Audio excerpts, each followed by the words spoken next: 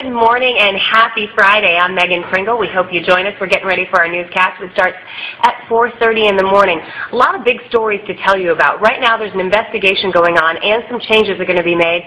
This after school leaders in Baltimore City say that cheating was going on at 2 elementary schools. So we'll tell you about the changes and how they hope this will prevent this in the future. And also ahead, 2 Baltimore City mothers are incredibly upset this morning, calling for justice.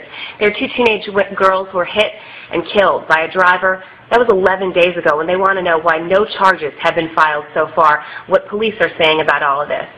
And it is Friday, and you might be thinking about going to work today and feeling a little lonely when you leave your dog or cat.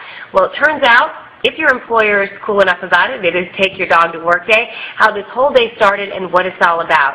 We'll have details on all those stories and a whole lot more. We hope you join us. And remember, if you can't join us on the air, you can always find us online at abc2news.com. Have a wonderful Friday and a great weekend.